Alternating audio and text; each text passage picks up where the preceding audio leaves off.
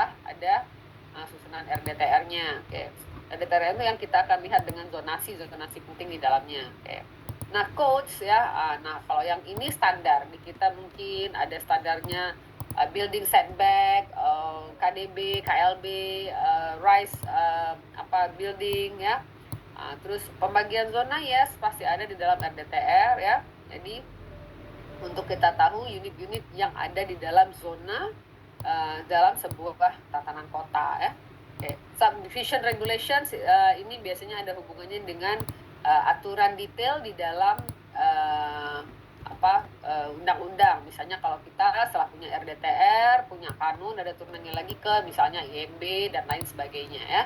Nah, infrastruktur ini adalah supporting facilities yang harus ada di dalam penyediaan sebuah kota, kawasan atau guna lahan yang akan kita letakkan di atasnya ya.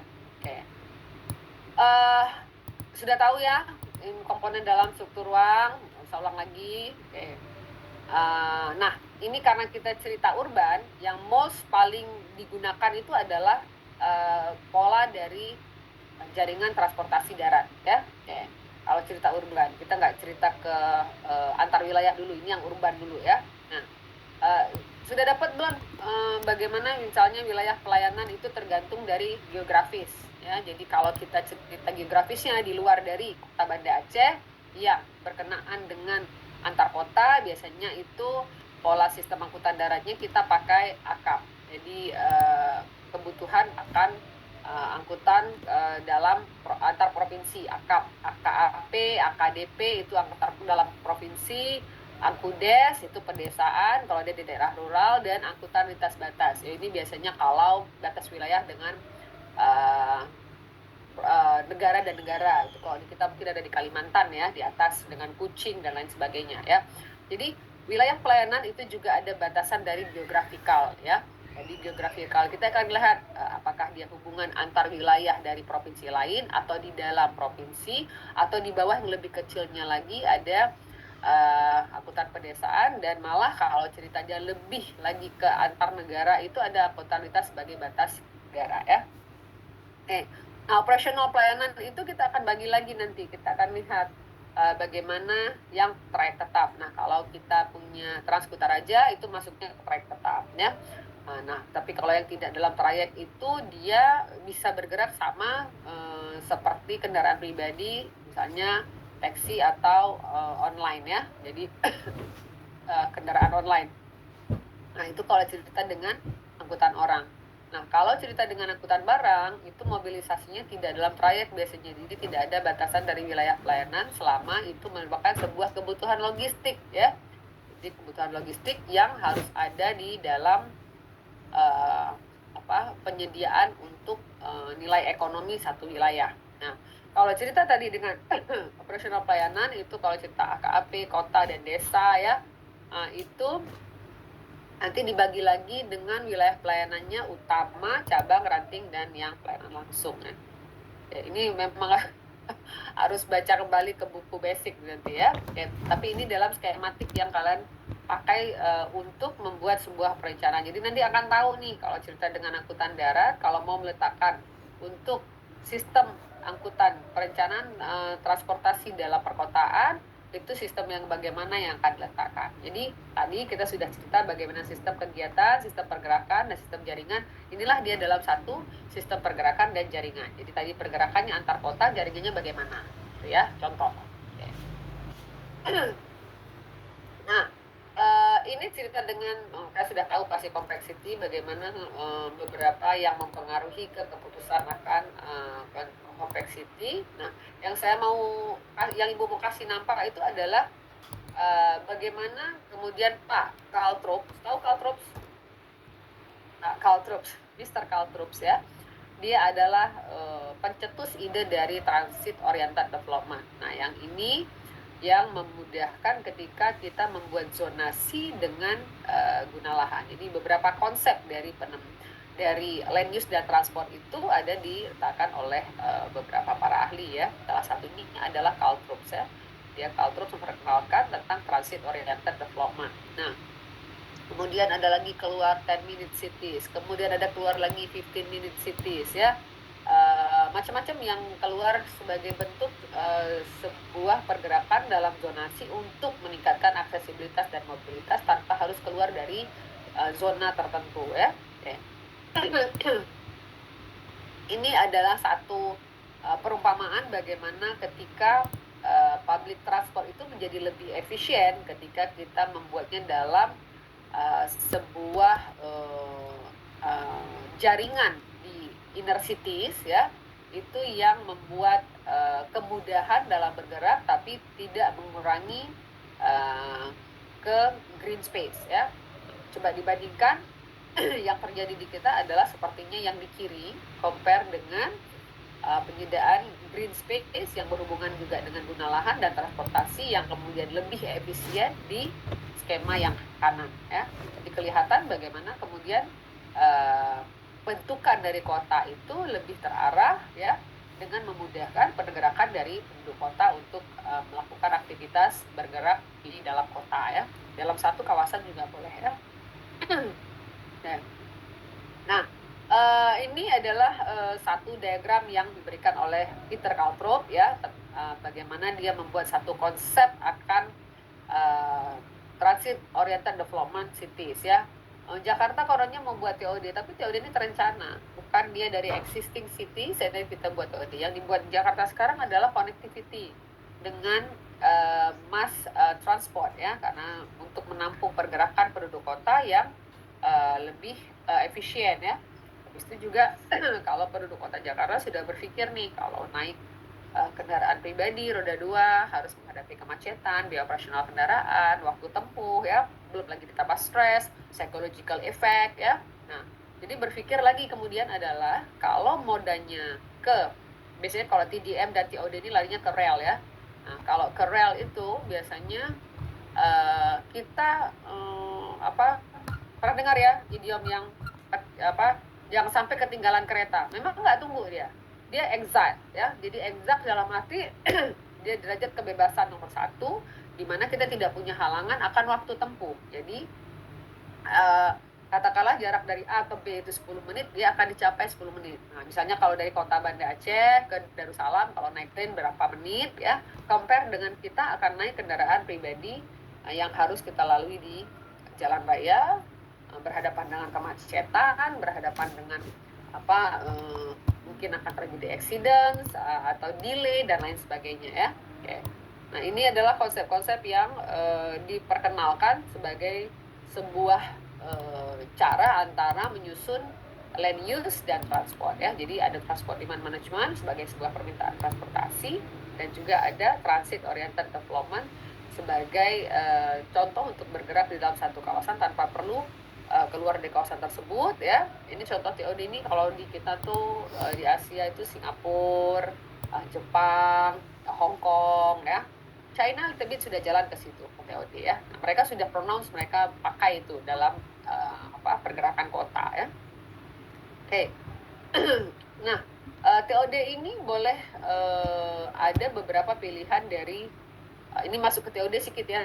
Ada mata kuliahnya sendiri TOD itu dalam pilihan mata kuliah pilihan ya. Oke.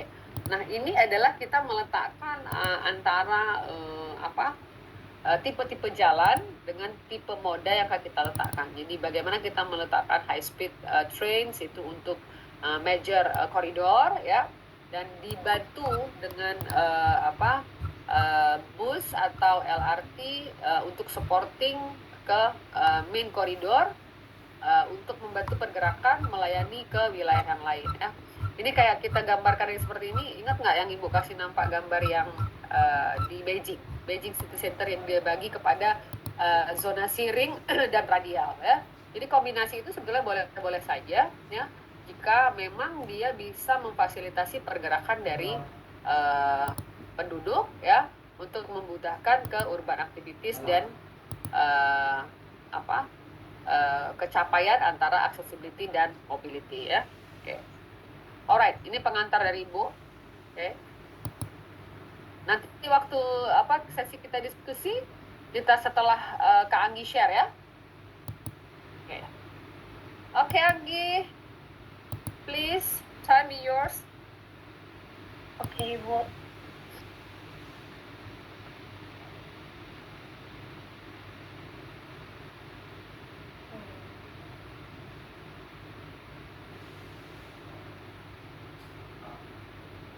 udah kelihatan? Oke. Ya, sebelumnya Assalamualaikum warahmatullahi wabarakatuh. Salam. Salam warahmatullahi. Sekali lagi perkenalkan, nama saya Anggi, angkatan tertua di PWK tahun 2016. Nah, jadi untuk teman-teman juga kalau mau connect boleh DM ke Instagram atau ke LinkedIn di Sri Anggina Harahap. Nah, ini banyak topik yang sebenarnya udah di-touch sama Ibu ya, jadi kayaknya Anggi skip aja ya Bu ke... Nah, kalau tadi Ibu kan udah sempat bicara tuh soal teori teori klasik urban planning ya Bu, beberapa gitu. Nah, kalau sekarang kita udah bergeraknya tuh ke modern approach. Ada 3 kunci utama. Yang pertama smart growth, di mana kita udah memikirkan gimana cara supaya mobility itu lebih sustainable gitu. Nggak cuma sekedar memenuhi kebutuhan atau untuk kebutuhan pertumbuhan ekonomi, tapi juga menjaga supaya tidak memberikan eksternalitas negatif terhadap beberapa faktor lain seperti gentrifikasi, kemudian lingkungan dan masalah kesehatan gitu. Kemudian ada dalam transportasi ada special interaction models. Itu adalah sebuah framework mathematical yang memprediksi travel patterns dan juga flow dari OD, origin destination, di berbagai urban regions gitu. Dan yang terakhir, zaman sekarang kita kan saya rasa juga kalian dengan studio pasti apa-apa itu ngomongnya itu data. Nah, jadi zaman sekarang urban planning, yang namanya urban planning itu nggak pernah mengawang-awang, jadi nggak pernah mikir, aduh gimana ya kalau seandainya nggak ada. Jadi semuanya itu berbasis data. Nah, dalam transportasi, data yang digunakan itu GPS, kemudian data dari ride hailing. Ride hailing ini adalah bahasa gaul dari ride sharing, ya seperti Gojek dan Grab. Dan juga zaman sekarang itu Google Maps kalian itu juga dipakai untuk mantau dan ngolek data yang perjalanan kalian sehari-hari gitu.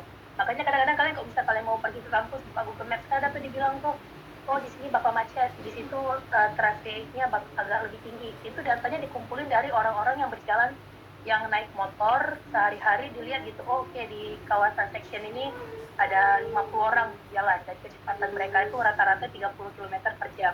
Oh berarti ada sedikit hambatan di sini gitu. Jadi kalian tuh selama ini data kalian tuh selalu dikolek ketika kalian bergerak gitu. Nah, ini juga saya udah disentuh sama Bu Irin tadi, kenapa sih land use dan transportation itu sebenarnya kembar siam ya? Karena mereka memang tidak terpisahkan gitu. Land use itu menentukan aktivitas, kemudian dengan adanya aktivitas dibutuhkan adanya transportasi yang menghubungkan, kemudian ada feedback antara keduanya dan mereka terus-terusan berhubungan sampai tidak terhingga kapan gitu. Nah, ini adalah sebuah quotes dari seorang urbanis Kanada yang cukup terkenal, di mana dia mengatakan transport shapes city development, the city form dan shapes travel choices, which means that transportasi itu bakal membentuk bagaimana kota bertumbuh, tapi pertumbuhan kota itu juga membentuk bagaimana orang-orang memilih untuk berpergian gitu. Nah, ini adalah ini adalah aplikasi pengguna aplikasi dari land use yang terbentuk akibat pola transportasi gitu.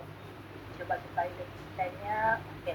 Nah, ini adalah traditional walking city. Ini ketika masa-masa sebelum adanya kendaraan pribadi gitu.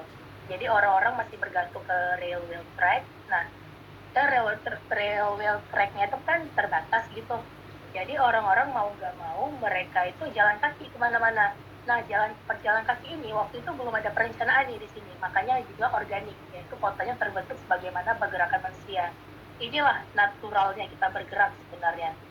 Bentuknya itu high density karena orang-orang mau bergerak di tempat yang ramai, kemudian dia mixed use karena orang-orang mau dalam jarak dekat dia bisa mencapai semua, dan juga bentuknya itu bisa dilihat di sini cul-de-sac ya rata-rata. Karena cul-de-sac itu adalah sebenarnya pola pertumbuhan yang paling aman kalau dalam teori keamanan gitu. Walaupun secara konektivitas mungkin agak kurang karena nggak kayak grid yang selalu terkoneksi, yang LNR-nya tinggi gitu. LNR itu adalah salah satu indikator untuk melihat konektivitas, namanya link node ratio. Nah, kemudian bertransformasi menjadi transcity ini ketika udah mulai ditemukan adanya advancement dari teknologi transit gitu. Nah, jadi orang-orang udah mulai diberikan ke transit timbang jalan kaki, tapi masih cukup cukup berjalan gitu, karena belum ada kendaraan bermotor ya, bukan belum ada, udah ada tapi belum terlalu digunakan. Ini sebelum Perang Dunia II. Jadi bisa dilihat ini garis ini adalah jalur transit, kemudian di jalur transit utama yang dimana di sini ada untuk transfer itu pusat kota yang paling dense itu di sini. Tapi kemudian di setiap stop transit ini terbentuk pusat-pusat suburban baru gitu.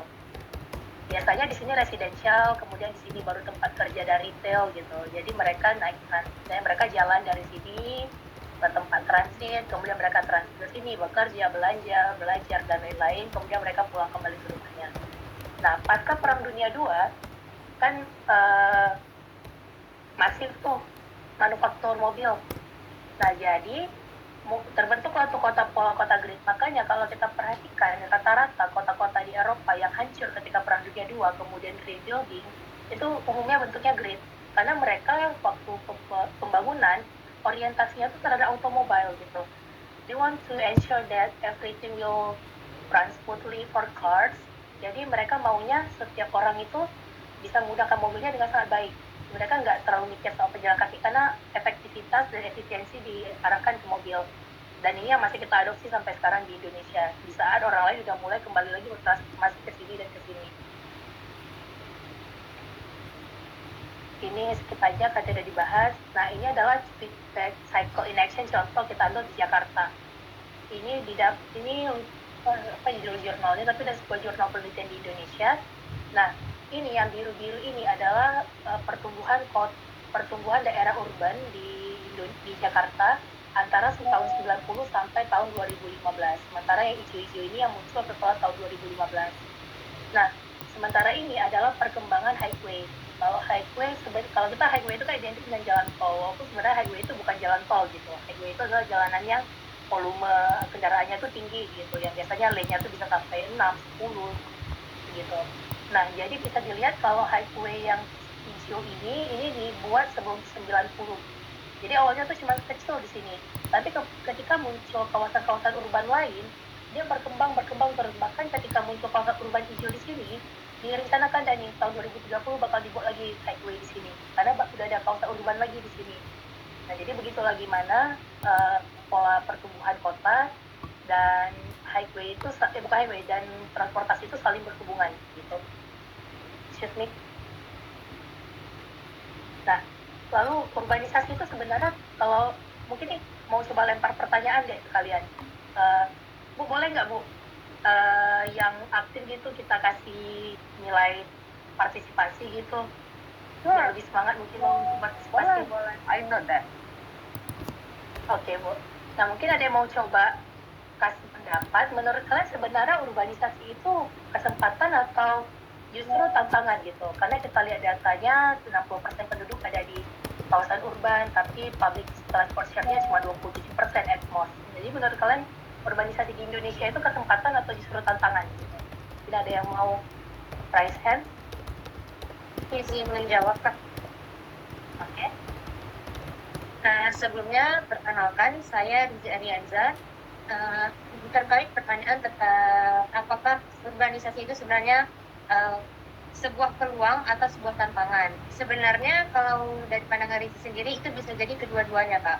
Kenapa bisa jadi kesempatan? Karena jelas karena adanya urbanisasi itu akan adanya pembangunan ekonomi yang lebih baik, apalagi dengan didukung SDM-nya yang berkualitas. Nah, tapi apabila urbanisasi itu sudah terlalu over atau tidak bisa dikendalikan, itu justru menjadi tantangan. Misalnya kalau di dunia transportasi, kalau kita bahas terkait transportasi, apabila tidak ada perencanaan yang baik, maka otomatis populasi pertumbuhan inilah yang akan mengganggu jalannya transportasi nantinya. Apalagi misalnya sekarang kita kan nggak bisa lagi menekankan kendaraan pribadi, kita juga harus, apalagi Indonesia yang nomor 4 terbanyak populasinya, itu perlu ada perencanaan transportasi yang baik dan harus sudah mulai berpikirlah ke transportasi umum. Dan juga tidak hanya menyediakan transportasi umum, tapi juga menyediakan transportasi umum yang baik dengan pelayanan yang baik. Jadi menurut Izzy itu bisa kedua-duanya, Pak. Okay. Good point, thank you. Ada yang lain mau menambahkan juga?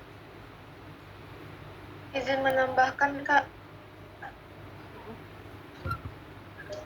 Jadi menurut saya emang benar kedua-duanya, tapi lebih ke tantangan karena misal kayak di Jakarta mereka tuh udah overload gitu kan, penduduknya sangat amat padat, tapi pelayanan untuk transportasinya masih kurang. Misalnya kayak yang viral di stasiun Manggarai kalau nggak salah, itu selalu rame, macet, dan kayak kesannya sangat numpuk gitu karena uh, walaupun dengan banyaknya pilihan metode moda transportasi, karena sudah terlalu overload penduduknya tetap nggak bisa nampung orang-orang yang ingin naik transportasi umum tersebut, Kak. Gitu. Terima kasih. Ya, thank you buat Nuri dengan tadi siapa lupa kan ya? Rizi. Oh ya, Rizi. Nah, betul, kita kan sangat setuju dengan pendapat keduanya kalau memang urbanisasi ini kayak pedang bermata dua ya, bisa jadi opportunity atau challenge di saat yang bersamaan gitu. Nah, sekarang kita lihat coba tentang ketergantungan terhadap kendaraan pribadi dalam konteks global gitu. Nah, ini adalah grafik hubungan konsumsi energi terhadap densitas atau kepadatan. Jadi semakin ke sini semakin padat dan semakin ke atas semakin tinggi konsumsi energinya. Dan sangat konsisten polanya. Semakin dia semakin dia padat, semakin turun konsumsi energinya. Kenapa? Karena orang nggak lagi menggunakan kendaraan pribadi ketika bergerak gitu. Sama juga kayak di sini. Kalau ini hubungan antara spatial structure and the effectiveness of public transportation. Jadi seberapa efektif transportasi publik tergantung dengan struktur spasial. Atlanta ini adalah sebuah kota di Amerika Utara, kalau nggak salah. Nah, dia tuh terkenal sebagai sangat bergantung terhadap kendaraan bermotor. Kenapa? Karena sangat tidak dense gitu. Kawasannya sprawl, terpencar ke sana sini. Tapi ketika kita bandingkan dengan Shanghai itu kan sangat tinggi densitasnya gitu. Nah, ketika densitas itu sangat tinggi, lebih mudah kita untuk menentukan di mana catchment area gitu untuk meletakkan halte atau stasiun. Nah, catchment area itu adalah tempat di mana OD-nya itu tinggi gitu. Kalau secara sederhananya, jadi semakin tinggi OD-nya kan makin gampang tuh kita tentuin. Oke, di sini misalnya kayak kita di Banda Aceh, catchment area kita tuh kawasan kampus, kawasan Mesir Raya gitu. Nah, ketika dia dense gampang gitu ditentukan, tapi ketika dia tersebar sulit karena ketika disediakan di suatu tempat tertentu ada yang nggak terlayani. Ketika dilayani semua, ridership atau penggunanya nggak banyak, jadi modalnya nggak balik atau bahkan rugi gitu. Kemudian, nah kalau di Toronto sendiri, ini environmental impact, ini adalah density, jadi makin gelap warnanya makin padat. Kawasan ini namanya kalau kami panggil itu downtown, kalau kita CBD-nya tuh di sini gitu. Nah, di downtown ini memang betul-betul padat, itu gedung sampai 40 lantai di sini semua. Nah, semakin ke sana, ini suburbs, ini suburbsnya ini namanya ini daerah North York, tempat kakak tinggal. Kemudian ini ada Vaughan, ada Markham, dan tempat-tempat lain. Nah, itu densitasnya makin turun gitu. Nah, ketika densitasnya turun, greenhouse emission-nya juga tinggi gitu. Karena apa? Mereka harus pakai mobil untuk kemana-mana gitu. Tapi di downtown, padahal kalau kita pikir-pikir harusnya lebih tinggi dong di kawasannya rame orang gitu kan. Tapi justru enggak, justru lebih rendah emisi gas karbonnya ketika di kawasan downtown. Karena densitasnya tinggi, jadi orang kemana-mana naik kendaraan pribadi atau jalan kaki kalau perlu. Ini enggak, kayaknya udah tahu ya, udah dijelaskan sama ibu juga tadi. Kemudian ini juga udah. Nah, kemudian apa feature challenge sebenarnya? Yang pertama itu adalah resiliensi terhadap iklim. Ini udah topik yang sangat hot ya gitu. Topiknya sangat panas, sepanas suhu kita di bumi sekarang. Kemudian ada urban equity. Nah, urban equity ini kayaknya topik yang masih agak jarang disentuh di Indonesia.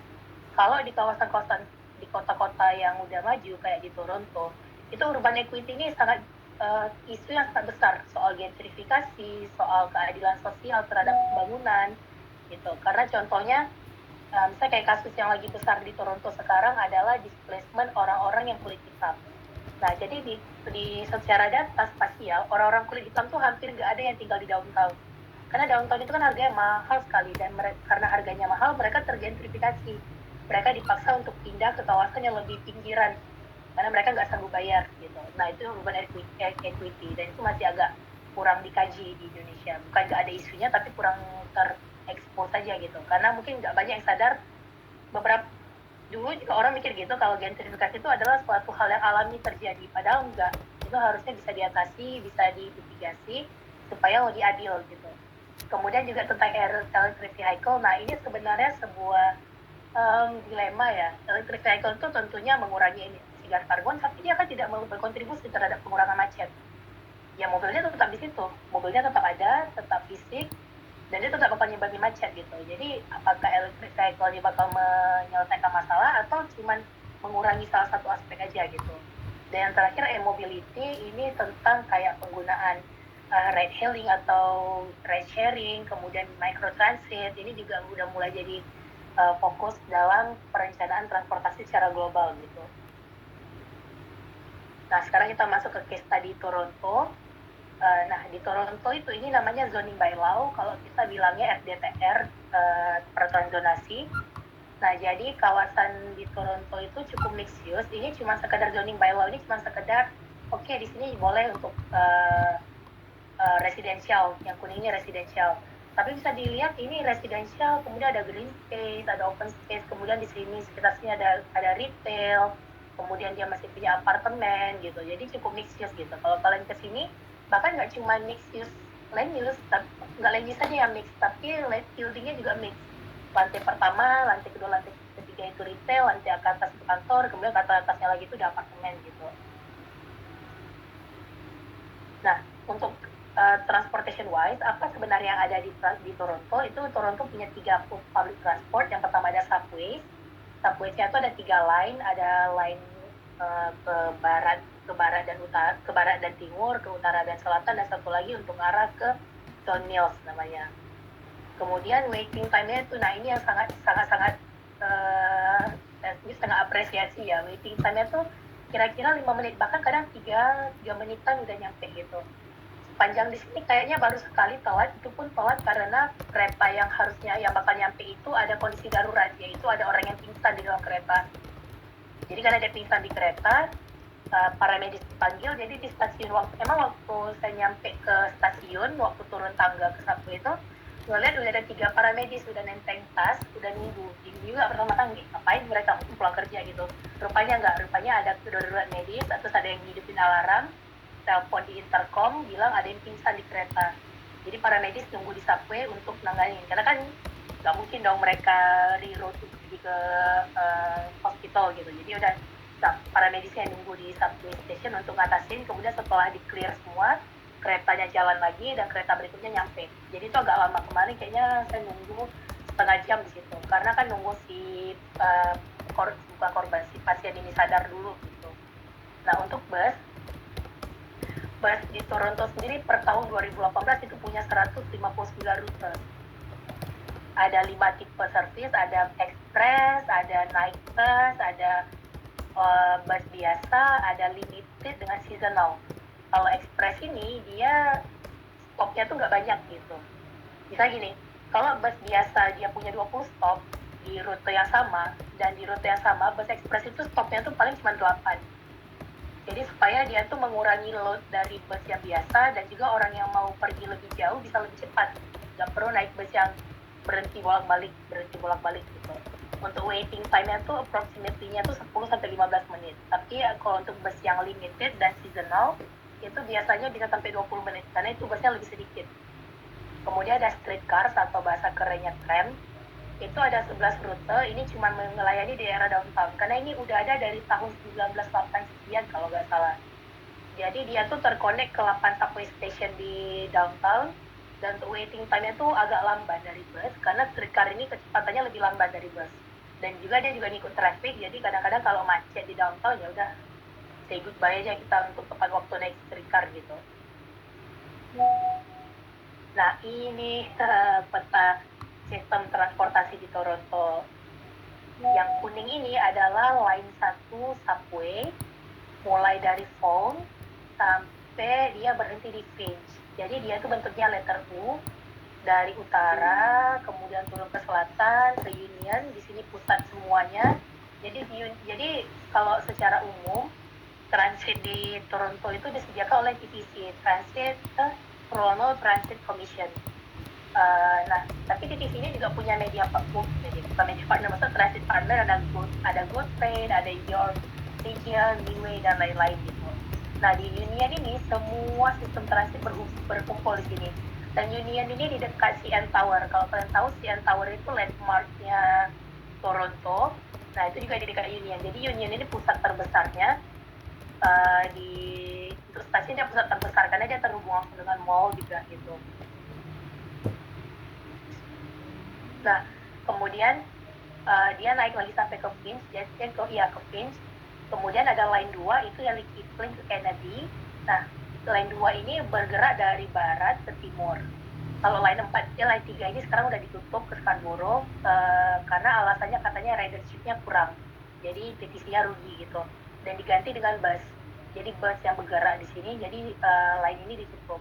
Satu lagi ada line 4, ini Donald. Ini kawasan ini adalah kawasan perkantoran kalau nggak salah. Jadi makanya dibuat satu line khusus karena mereka aktivitasnya tuh intensitasnya tinggi.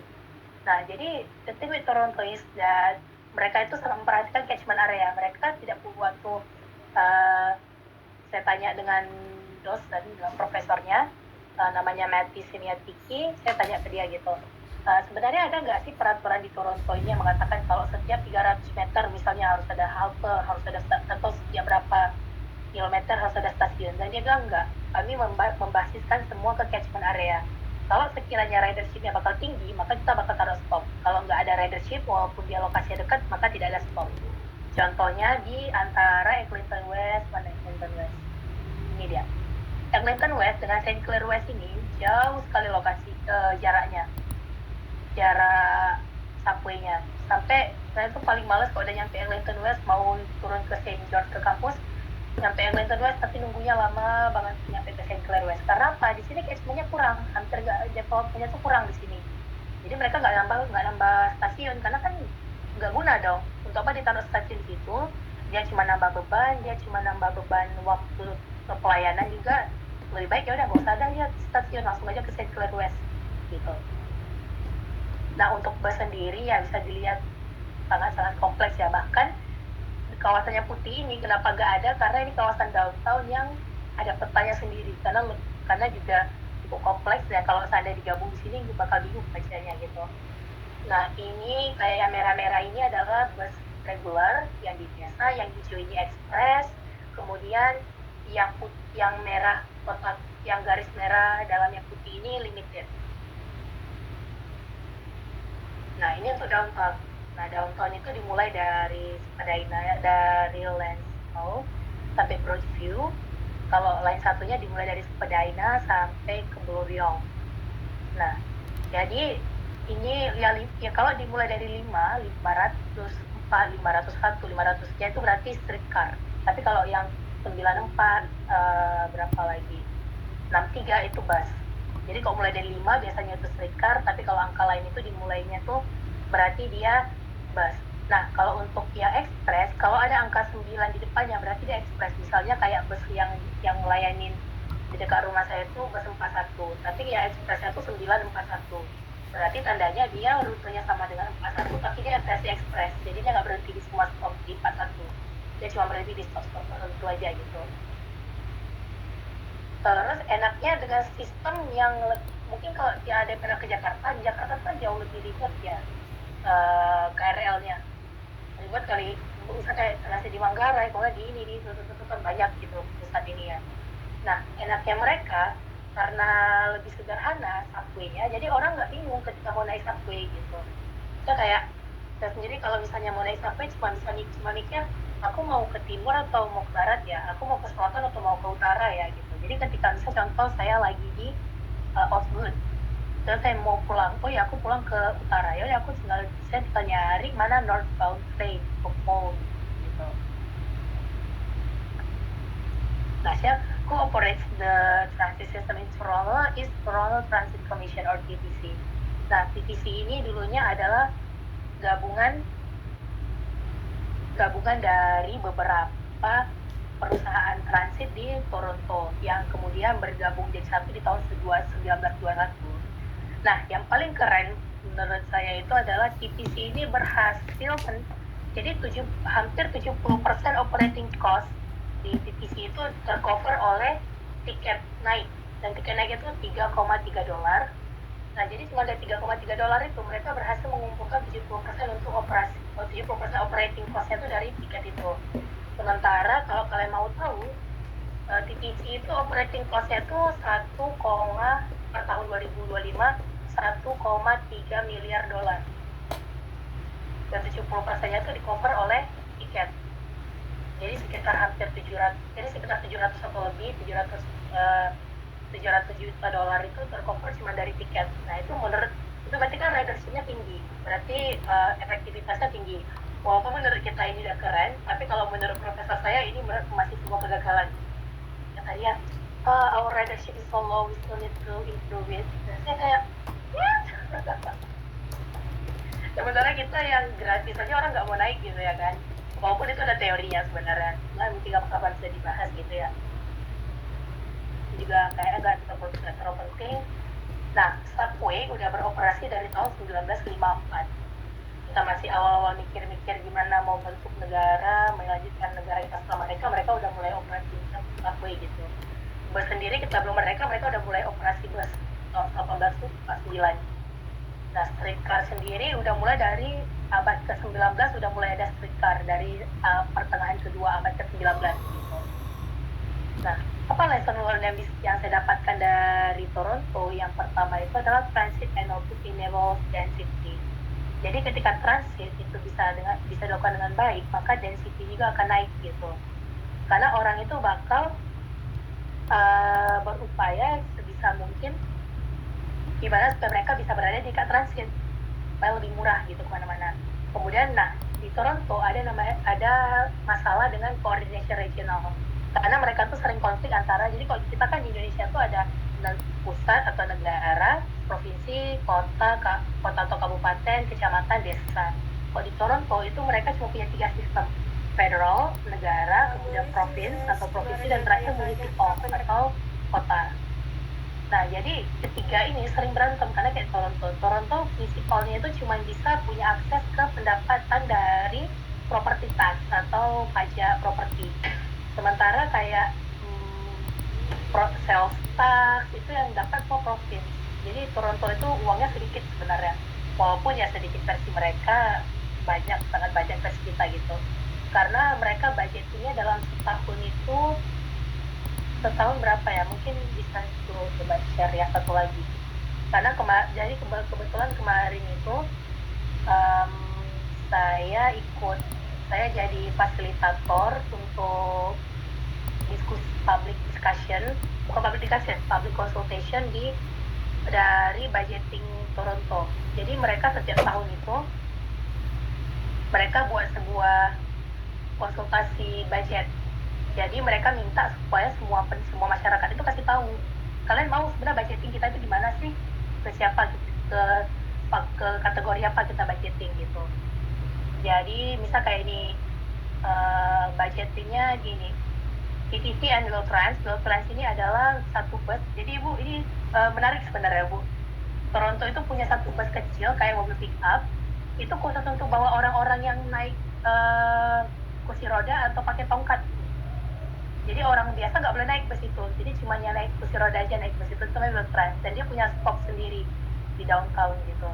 Jadi untuk di Low-Trans itu mereka habis $1,3 juta. 1,3 juta dolar, 1,3 miliar, karena ini 1.000 juta kan. Kemudian untuk polisi dan lain-lain bisa dilihat ini kayaknya nyampe hampir kayaknya hampir $4 miliar cuma untuk 1 tahun, dan cuma untuk Toronto doang gitu untuk budgeting. Dan sementara mereka berencana, Mayor Cho, wali kota sekarang itu mau naikin property tax 1%, dan diperkirakan mereka bakal cuma dapat $49 juta dengan naik 1% property tax. Ini yang sedang jadi masalah mereka sekarang karena mereka kekurangan uang gitu. Nah, Mungkin waktunya berapa menit lagi nih, Bu?